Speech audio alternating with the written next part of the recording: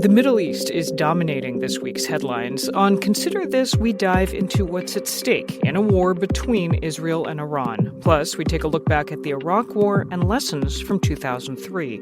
Listen now to the Consider This podcast on the NPR app or wherever you get your podcasts.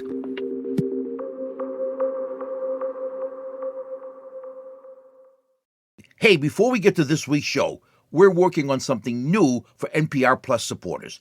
They're pulling me out of mothballs to answer some of your car questions. So if you have a car question you'd like to ask me, I'll give you a number and you can call in a moment. And just like the old days, our extremely lazy producers will eventually listen to the messages, pick a few callers for me, we'll set up a time to talk, and I'll screw up the answers just like the old days. NPR Plus supporters will find these occasional, and I do mean occasional episodes, in their NPR Plus Car Talk feed.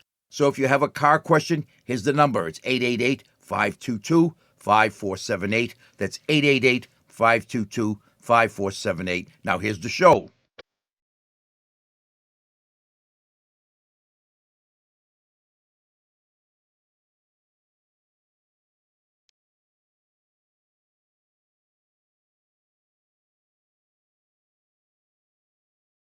Hello and welcome to Car Talk from National Public Radio with us, Click and Clack, the Tappert Brothers, and we're broadcasting this week from the Cartography division here at Car Talk Plaza. I'm not sure that's the right name. Well, for lack of a better name, but whatever. That's what it is. Someone named Gregory Engel sent us state mottos for license plates. These aren't the real ones. Oh, I think so.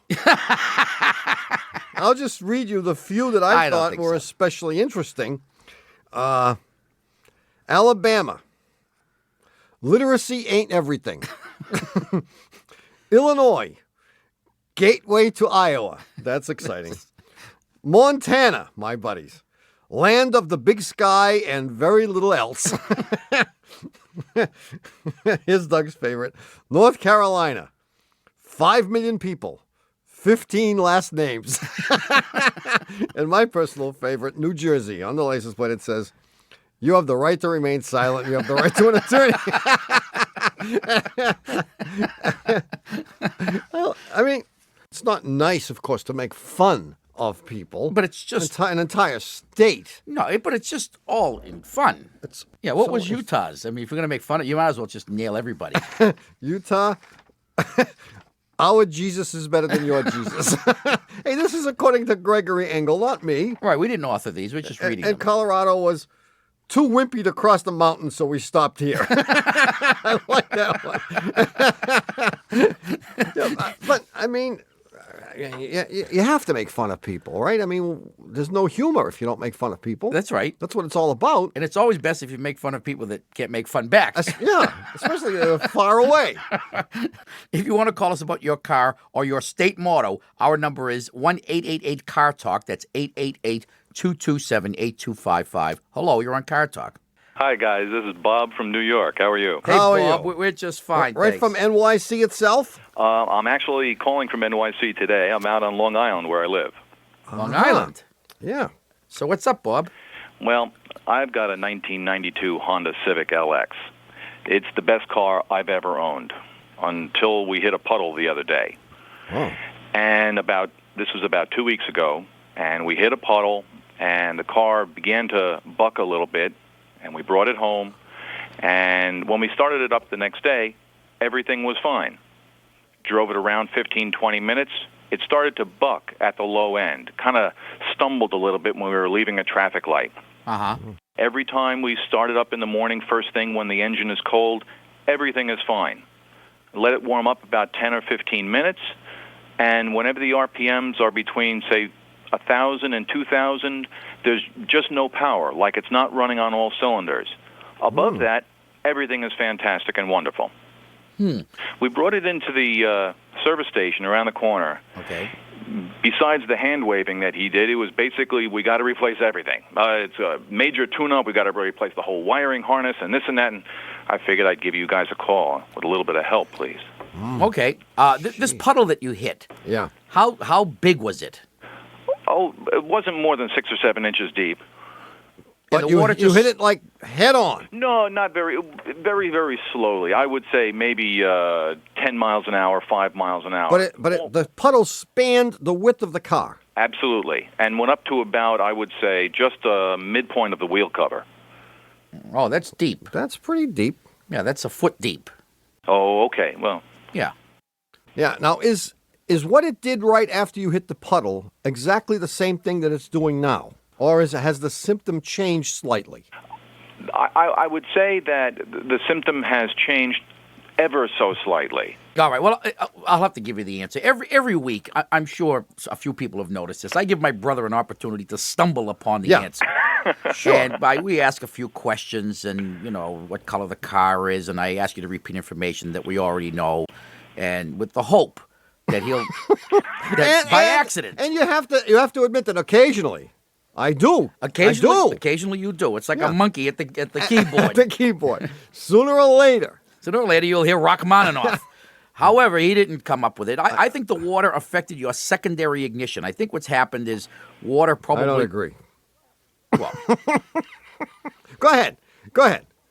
well, I believe what you have right now is a fouled spark plug, partially fouled spark plug, because when this happened, you got water in the distributor cap, and that plug stopped firing correctly for a period of time, and in so doing got fouled, and now it behaves well some of the time. But your guy is right that he wants to replace the cap, the rotor, and the wires, and I bet you all that stuff, when it's done, is going to fix it, because it's probably all stuff that you need. And I think if you go back and look at your records, you're going to find out that none of that stuff has been replaced, maybe in the life of the car. None of that stuff has been replaced in the life of the car. Oh. And that's going to fix it. So he wants like a couple of $100 to do this, right? Yeah, he's talking $400 and some odd dollars. Wow, they charge something on the island, huh? He mentioned something about a swimming pool. Maybe that's something Swimming else. pool, And yes. a boat payment. Right, a gunite pool, yes, I think. Okay. Good luck, Bob. Okay, thanks a lot. Thanks for your call. Bye-bye. Bye-bye. Bye-bye. 1-888-CAR-TALK, that's 888-227-8255. Hello, you're on Car Talk. Hi, this is Kate in Kingston, Ontario. From where'd you say you were from? Kingston, Ontario. Pay attention. Kingston, Ontario. Is that like in Maryland? What? Yeah. Okay. Thanks, Kate. Go ahead. I have a 1987 Dodge Omni that I got from my mother. She gave it to me when I moved up here to go to school. Oh. And I was driving home, it was about 2 months ago, and I smelled something hot. Hot. And there were no lights or anything on the dashboard. And I didn't know if it was me or one of the other cars in traffic around me. So I finished the last block, got home, pulled into the driveway, and smoke started pouring out from under the hood. So one of my housemates comes out of the house, and he opens the hood, and then he opens the cap to the radiator. And smoke comes out of there, too. So he starts pouring water in. Oh. Okay. Yeah. And it boils and sputters and goes around everywhere, and it turns out that the radiator's broken. Yeah. That was the source of the smoke. Right. Right. So the car will start, but I can't drive it. And so I've told my parents this. My dad says, get it fixed if you can. My mother said, ditch it, don't bother with it, get rid of it. Because I mostly use the car to drive to see them. And she doesn't want you to visit anymore. She's sick of you. And where do they live? Kalamazoo. I gotta go. Okay, so if Now, wait a minute.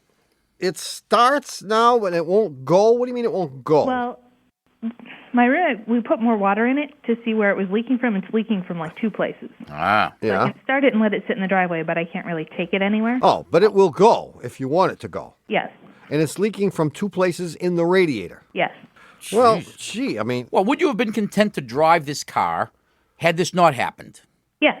You weren't thinking of getting rid of it otherwise, were you? and if someone came to you and offered to sell you this car if you didn't have a car for about $350, would you buy it? No. How about $100? How about 100? Would you go How for about $100? $100? For Someone says you $100 want to I'd buy do an it. '87 Omni for $100. For that, I would do it. You can do it for $100. Yeah, you can go to the junkyard. They have junkyards in Kingston, I trust. Yes. And you can buy a used radiator for this thing for maybe $50. Okay. And you can have your roommate, who broke the radiator by adding cold water to it. No, he didn't. You can have your roommate put the radiator in for you. It's actually pretty easy on this car. Yeah, simple. And it'll be okay for like the 9-hour drive and... Oh, I wouldn't drive it. Well, I mean, that will be okay. Who knows what else is wrong with it? Okay. Yeah, I mean, it's possible that other damage has been done, but you really can't know that until you put a radiator in. I would say invest $50 or $100, put a new radiator in Okay. it, and then before I drive down 9 hours to Kalamazoo, I would have someone check it out to see what else might be wrong with it. Yeah, I mean, couldn't the folks come and visit you for a change? I mean, why is it always you going there? I don't know. I mean, I wouldn't want to take a car with 167,000 miles on a 9-hour journey. Yeah, if I take the bus or the train, it takes 2 days, though. 2 What are you days. studying in Kingston? Archaeology. Ah, yes, archaeology. You have a job lined up? Are you Not kidding? How many archaeologists can they You know, can get jobs? archaeology is a good field. I'll tell you why. Because you can always go into some other endeavor which will utilize your digging skills. Right? Like construction, Look, exactly. Construction, Landscaping. landscaping, grave digging. grave. You can so get sewer See, work. I- You know, you can work for the municipality. You can dig up those busted water mains. I never realized that. Of course. Well, that's why you're on that side of the table. I'm on this side. I mean, that would be a new criterion for choosing a career path. How multifaceted. How many different kinds of jobs can you get with the skills derived from this degree? Exactly. Like art history, it's 0, including art history. So how lucky are you, Kate? I am so lucky. Okay, fix the radiator and take it down to your local mechanic. Have them check it all out. Make sure the front end is not ready to fall off, and then take the bus. Okay. See you, Kate. Good luck. And by the way, tell your housemate, you do not pour cold water into a boiling hot radiator. Got it. Right. Great. Okay. Thanks a lot. See you, Bye. Kate. Nor do you Bye-bye. take a radiator cap off a boiling. Yeah, and you don't take a radiator cap off and have steam come up and burn you. I mean, Well, steam I is thought that very was bad hot. too, but I tried to stop him. He wouldn't listen. No, 'cause- Oh, he was a dumb man. They're all hopeless. They're hopeless. I'm glad I'm in between here. oh, God. Okay, we'll see you, Kate. Thanks. Bye. All right, it's time for a short break. What? You tired? You have to rest your precious little vocal cords? Do I detect a little sarcasm in your voice? We'll be back in a minute. The House of Representatives has approved a White House request to claw back 2 years of previously approved funding for public media. The rescissions package now moves on to the Senate. This move poses a serious threat to local stations and public media as we know it. Please take a stand for public media today at goacpr.org. Thank you. On the plus side, you get sponsor-free listening to over 25 NPR podcasts. On the minus side, you get fewer chances to tap fast forward on your podcast player. On the plus side, you get to support something you care about. On the minus side, you like challenges and think this makes it too easy. So why don't you join us on the plus side of things with NPR Plus? Learn more and sign up at plus.npr.org. Decades ago, Brazilian women made a discovery. They could have an abortion without a doctor, thanks to a tiny pill.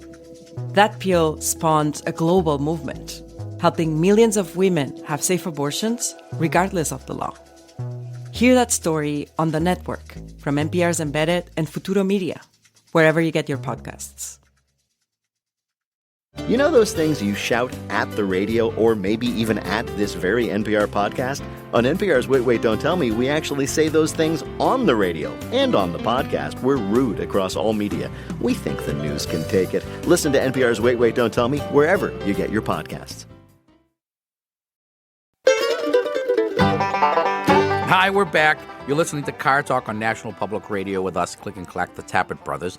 And we're here to discuss, of course, cars, car repair, and yet another deep philosophical issue. You know how moreover. how sometimes just a few words can mean so much? Yes. And conversely, and how so many words can mean so little. But with just a few words, someone can bring up an issue that Raises your consciousness. I mean, you could ponder it for the rest of your life. And I have in my hand just such a phrase. A phrase. Really? Get this. If a man speaks in the forest and there is no woman around to hear him, is he still wrong? David Leventhal from somewhere has posed this question. Yes. I mean, if a man speaks in the forest and there is no woman around to hear him, is he still wrong? Boy. Catherine says yes. And I would have to say yes, too. I'm still working on it. I mean, holy cow. It is deep stuff. God. Speaking of deep stuff, if you have a question about your car and want to hear our deep stuff, you can call us at 888-CAR-TALK. That's 888-227-8255. Hello, you're on Car Talk. Hi, this is Doug from San Francisco. Doug, what's happening, man? I have a 93 Ford Probe. Yeah. I recently had a major brake job done to it on the front and rear brakes, and ever since I've been getting this strange clunking sound that comes from the right front of the car. And it happens as I'm applying the brakes. Sometimes, actually, after I take my foot off the brakes, it only happens once each time, and it doesn't happen every time. Really? I took it back, and they scratched their heads and said, "Oh, we hear it. We don't know what it is." Oh, they did hear it. Oh, they heard it, yeah. Excellent. And what's the noise again? It's a clunk. You know, it sounds a lot like the sound like a pebble hitting the inside of the fender, like when you kick up something. Oh, it's a little think. Oh, it's a very light clunk. Think. And sometimes it happens as you're applying the brake, and I heard you say sometimes it happens when you're releasing the brake? Yeah, once in a while it'll happen as I take my foot off the brake. Well, I've got to think that the problem is somewhere in the caliper. It's probably a one-piston caliper that has a slide mechanism. Mm-hmm. And it's possible that the slide is worn out. Maybe everything was okay until they went ahead and put the new pads in. But if the slide is worn out, the caliper can actually move when you step. It will move when you step in the brake, and it could make a noise just like the one you described, a little chunk. And then when you release the brake, it could happen go when back. You release it. Yeah. Exactly so right. It could be a worn caliper slide. But they didn't do anything to the calipers. They didn't. No, they didn't. I mean, they're very nice there, but I'm not sure they're very competent. Yeah. Yeah, people say that. Never mind. Well, would you rather be known as nice or competent? I mean, if you had your choice. If you had to choose between one and the other. Oh, nice. Nice is better, isn't it? Yeah, that's absolutely. I knew we made the right choice. It wasn't a choice. It wasn't a choice. It just happened that way. So what should I tell them? That they should disassemble the caliper? Well, I would ask them for yucks to try a new caliper on that side. Uh-huh. Tell them to put it on there with the understanding, mind you, that if it doesn't fix it, they'll take it off and send it back. They might balk at that a little bit, but you have to sweet talk them. Another thing that comes to mind is perhaps when they did it, they didn't tighten the axle retaining nut completely. Ask them to check that. There's a big fat nut that plants the axle to the bearing. Mm-hmm. And if that isn't tight, you can get a noise from that too. Okay. Good luck, Doug. Thanks a lot. It'll cost them $800 no matter what. 1-888-CAR-TALK. That's 888-227-8255. Hello, you're on Car Talk. Hi, my name is Allison, and I'm calling from Reno, Nevada. Allison? Allison from Reno. Yes. Wait a minute, Allison. There are so many ways to spell Allison. Well, I spell it with one A, yes, 2 L's, 1 I, 1 S, and an O-N. And I spell the same way you do. Oh, you do? Yeah, that's the traditional spelling. Is it? Well, yeah, not like these A-A-A-L-L-I-C-Y-N-N-E. Wait, where'd you say you were from? Reno, Nevada. Reno. You Yes. sound young. Well, I am 26. Are you really? Yes. Do I sound younger? You sound you 16. do. Oh, my gosh. Well, that's I good. look 16. That's great. Yeah, so what do you do in Reno? I am studying public policy. So you're a graduate student, obviously. Yeah, that's right. Public policy. Uh-huh. Of course, if this doesn't pan out, you can get a job as a dealer. How are your blackjack skills? Yeah, that's right. The dealer school's right down the street. All right. All right. Thanks for calling, That's great. Allison. All right. You have a problem with a car? Yes, I do. I have a 1996 Jeep Cherokee Sport. And a little over a year after I bought it, the red number 10 fuse blew. And that's the one that controls the radio, the power windows, and the door locks. Then 6 months later, it blew again. So I replaced it. 2 days after that, it blew again. And that was about 4 days ago. Ah, yeah, something's wrong. Thanks for calling. Well, I mean, there are lots of schools of thought. concerning fuses. It's a 10 amp. You could go to 20. You might find out where that short is. I suspect there's something else on that circuit. Even though it says radio, windows, and door locks, I suspect there's something else. Why do you need anything else? I mean, you got 2 prime candidates here. Well, you two do. out of the 3. It ain't the radio. It's not the radio, but the power windows and the door locks are notorious for causing problems. Well, but Allison cannot associate it with using the window. In other words, if you were putting up or down a window and it blew midstream, you'd say, "Ha!" Right. But that doesn't happen. How do you know that it has blown? Because the windows won't go down. No idea.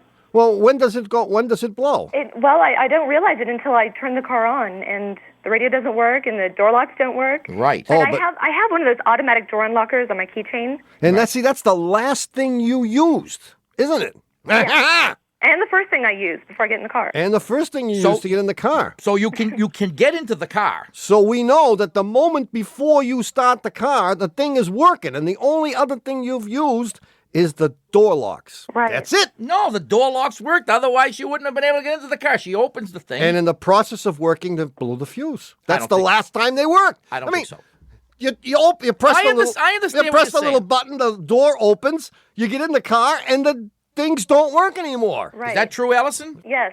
All right, so now what? Now that you yelled at him for 10 minutes, what is she going to do about it? I don't know. Don't lock the car. Well, you eventually, you probably do have a short somewhere, and it could easily be a pinched wire.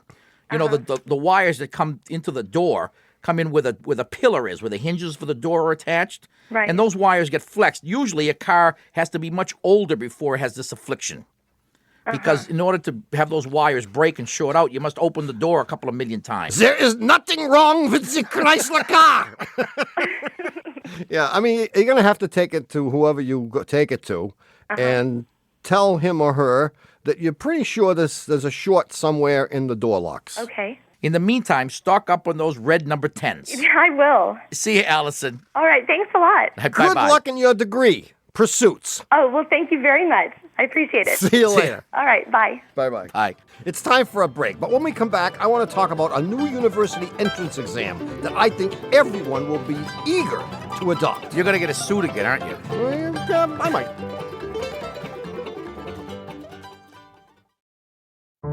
As conflicts spread across the Middle East, it can be hard to keep up with important developments. Stay on top of the world with the State of the World podcast from NPR. With journalists across the Middle East and around the globe, we get you caught up on what matters in just a few minutes. Listen to State of the World from NPR every weekday. These days, there is a lot of news. It can be hard to keep up with what it means for you, your family, and your community. Consider This from NPR as a podcast that helps you make sense of the news. 6 days a week, we bring you a deep dive on a story and provide the context, the backstory, and analysis you need to understand our rapidly changing world. Listen to the Consider This podcast from NPR. On NPR's Throughline. School teachers are going to be the ones that rebuild our society in a way that is more cohesive. Basically, where soldiers set down their arms, school teachers need to pick up their books. How the U.S. Department of Education tried to fix a divided nation. Listen to Throughline wherever you get your podcasts. On NPR's Throughline. Schoolhouses are less expensive than rebellions. We've been debating the government's role in education since the Civil War. 1/10 of our national debt would have saved us the blood and treasure of the late war. How the Department of Education tried to fix a divided nation. Listen to Throughline wherever you get your podcasts. Ha! We're back. You're listening to Car Talk on National Public Radio with us, Click and Clack, the Tappert brothers, and we're here to discuss cars, car repair, and the missing puzzler. Now, as you all know, the puzzler is temporarily indisposed, but the puzzler was kind enough to send us a note from prison. I mean from Princeton that says, "Dear guys, in case I'm not back in time for next week's show, I've stashed another archival puzzler on the website, the Car Talk section of cars.com.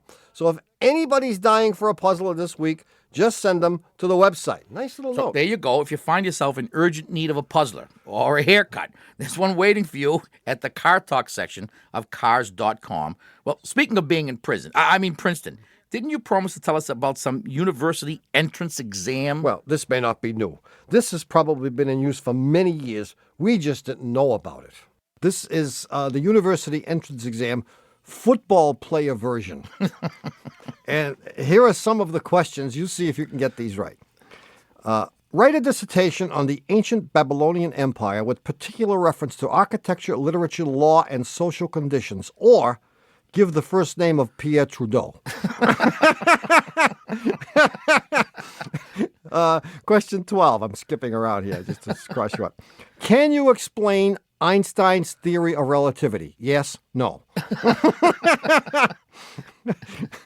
Advanced math. If you have 3 apples, how many apples do you have? And my favorite, 6 kings of England have been called George, the last being George VI. Name the previous 5. This explains why many football players are in college today. Yes. Where they should not be. And if it weren't for football, they wouldn't be playing football. That's exactly right.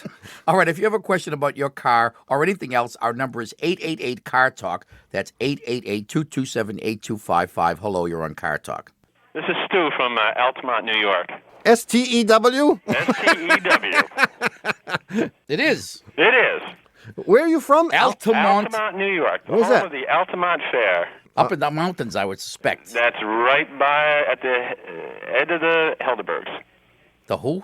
Edge of the Helderbergs. Helderberg Mountains? That's it. Are they part of the... Wait a minute. Which side of the continental divide? Give me up, down, left, and right. If I'm looking at New York State, up, down, left, they're or up. right? Everything's up. Do you see, as you're looking at New York, do you see Albany? Yeah. I Keep see going Albany. west. Yeah. And if you went to Schenectady, you went too far. Just back up a little bit and Oh. you'll run into Altamont. I got you. So what's up, Stu? So what's up is this. I've never owned a sports car before. And I fell in love with this car 1 year ago. Wife really listened to me. She knows me well. She realizes that she's really got a precious gem here. Are you talking about the husband or the car? The husband. The husband. Yeah. What's the... It's a 300Z, 86. 86. Yeah. Gotcha. All right. And so on Father's Day, she treated me to this car. She buys this car for you. Yes. Wait, it's a 300Z? Yes. Cool. What happens is that it's time for, I'm looking at it and said, well, it's got a little dent here, and the paint's chipped a little bit here. And I said, well, I'll take it to have the car appraised for a new paint job and a little bit of body work that it needs. And I did, and the man came back with a 3-sheet printout, all nice computerized, and I'll look at the bottom line, and it says $2,500 and $25.31.79. And so that bottom line is a bottom line that she's not ready to go to. And I've got to try to somehow convince her that I am worth every penny of that. Oh, wow.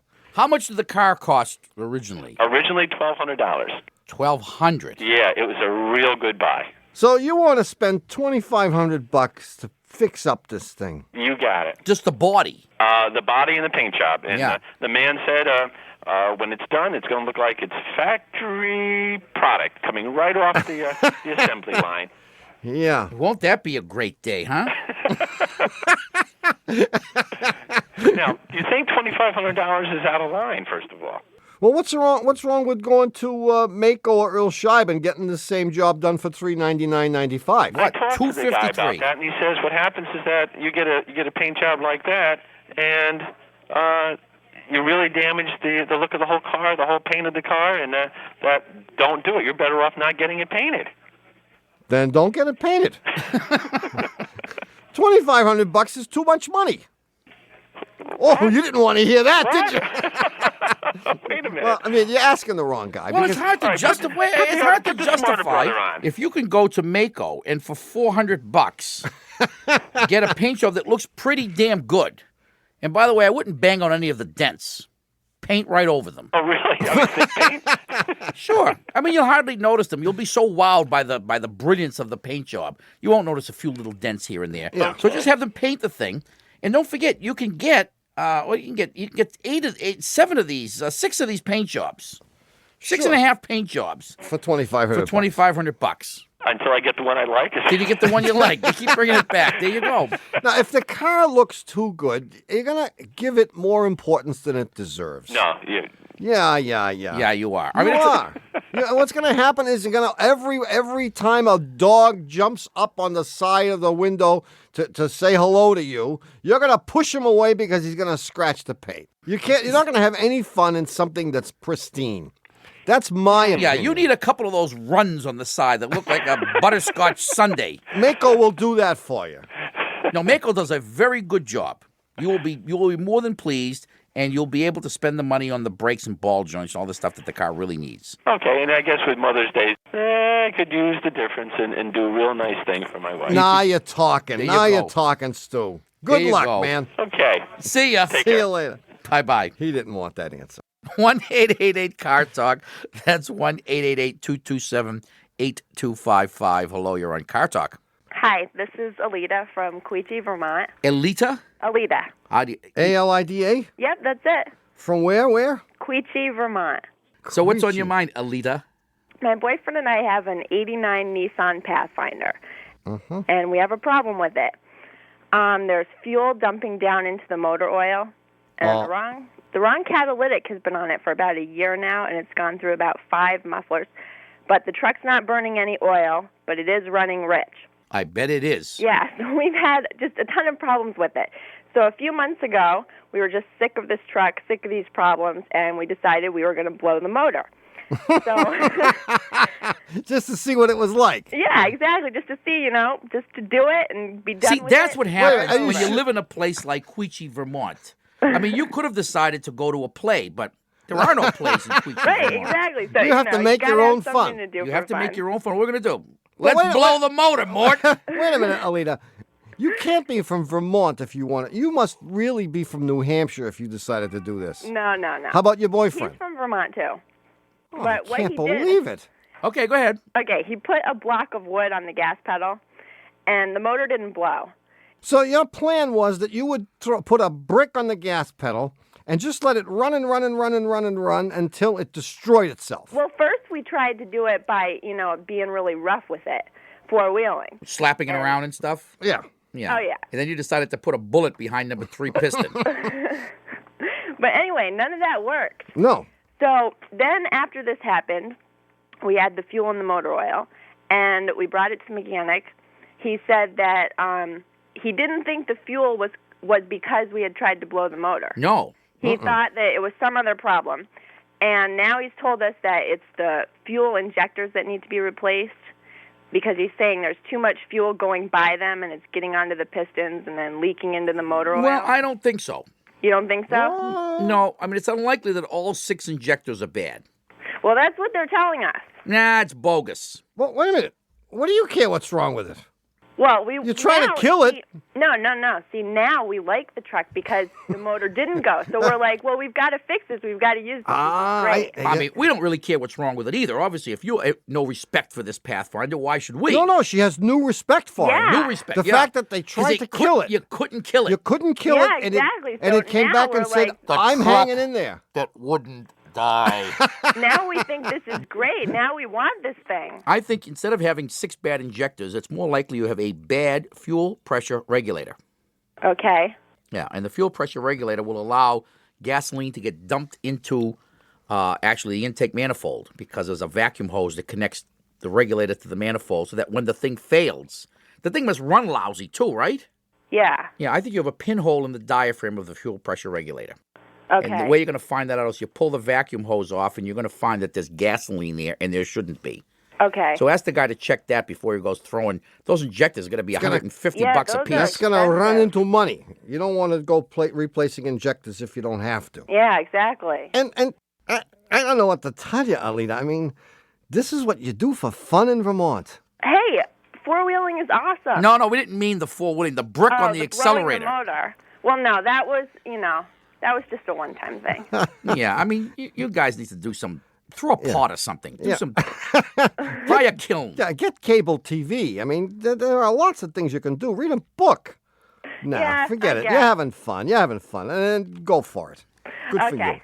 you. Thanks for calling, Alita. Thank you. Bye-bye. Okay, bye. Well, you've wasted another hour of your precious youth listening to Car Talk. Our esteemed producer is Doug the Subway Fugitive, not a slave to fashion Berman, and it's becoming more and more evident every day. Mayor is not exactly a slave to fashion either. No, Mayor isn't. Well, after all, I mean, they're he's just vying. got what? The sheep to look after. Doesn't really make much difference. The sheep don't care. Our social producer and dean of the College of Auto Musicology is Ken Babyface Rogers. Our assistant producer is Catherine Cathode Ray, and our engineer is Jonathan Superhighway Sideburns Marston. Our technical, spiritual, and menu advisor is Mr. John S. Lawler. Our public opinion pollster is Paul Murky of Murky Research, assisted by statistician Margin Overa. Our director of new product repair is Warren T. Myfoot, assisted by our customer care representative, Haywood Jabuzoff. Our document security expert from the island of Jamaica is Euripides Upman. Car Talk staff meteorologist is Al Nino.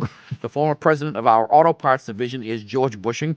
Our director of moral support is Hugh Demand, and our Leo Tolstoy biographer is Warren Peace, author of Leo Tolstoy by Warren Peace.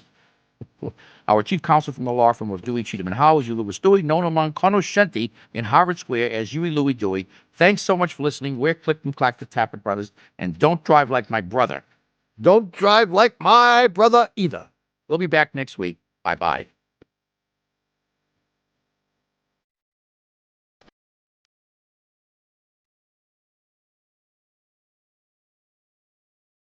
And now, with an extraordinarily important announcement, here is Car Talk Plaza's chief mechanic, Mr. Vincent Boombatz. Vinny? Hey, thank you very much. Now, just want a copy of this week's Car Talk show, which happens to be show number 30. Yeah. The number is 1888 Car Junk. Now, what if someone wanted Car Talk CDs or T-shirts? Would they call that very same number, Vinny? No, you call Kenneth Starr's office. Of course, you call the same number, 888 Car Junk. Or you can get stuff through our online shameless commerce division at the Car Talk section of cars.com. Vinny, have you ever heard of the relaxation response? Hey, you want to be relaxed? Come here. Car Talk is a production of Dewey, Cheatham & Howe and WBUR in Boston. And even though NPR's lawyers encourage us to mumble when we say it, we won't, because this is NPR, National Public Radio. On the Planet Money podcast, the economic world we've been living in for decades was built on some basic assumptions. But the people who built that world are long gone. And right now, those assumptions are kind of up in the air. Like the dollar as the reserve currency. Is that era over? If so, what could replace it? And what does that mean for the rest of us? Listen to the Planet Money podcast from NPR wherever you get your podcasts. It all starts with listening to the person in front of you and the person you'll never meet, to the person living a story and the journalist who helps you see it in a new light. The NPR network is built on listening, with microphones in every region, so we're there anytime a voice or sound demands to be heard. Hear stories in the first person, hear the bigger picture on NPR. Hi, it's Terry Gross, host of Fresh Air. Hey, take a break from the 24-hour news cycle with us and listen to long-form interviews with your favorite authors, actors, filmmakers, comedians, and musicians, the people making the art that nourishes us and speaks to our times. So listen to the Fresh Air podcast from NPR and WHYY.